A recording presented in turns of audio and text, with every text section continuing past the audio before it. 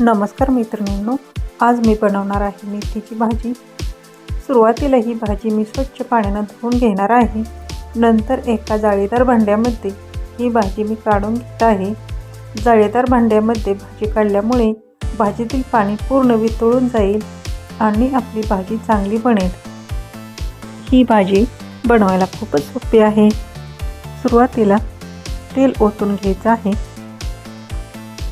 तेल गरम झालं की मेथीची भाजी यात टाकून घ्यायची आहे।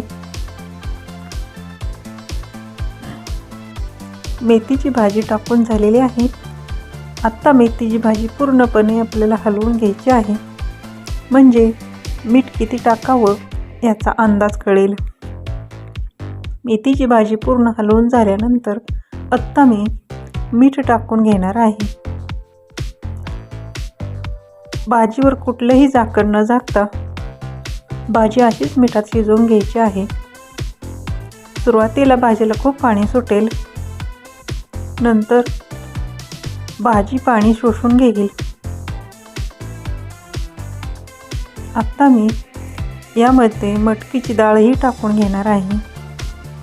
मटकीची डाळ मी न भिजवता टाकून घेतलेली आहे, कारण भाजीला पाणी सुटलेलं आहे।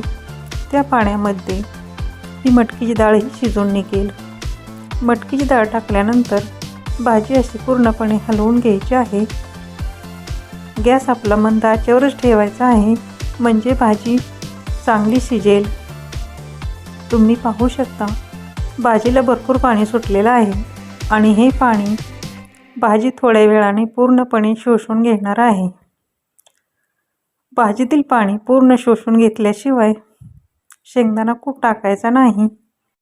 तुम्ही पाहू शकता भाजीनं पूर्ण पाणी शोषून घेतलेलं आहे। आता यात लसूण शेंगदाणा कूट मी टाकून घेतलेलं आहे आणि हे असं मिक्स करून घ्यायचं आहे। हे मिक्स करून घेतल्यानंतर अशा पद्धतीने ही आपली भाजी बनवून तयार झाली आहे। रेसिपी आवडल्यास मनीषाज किचनला लाईक आणि सबस्क्राईब करायला विसरू नका।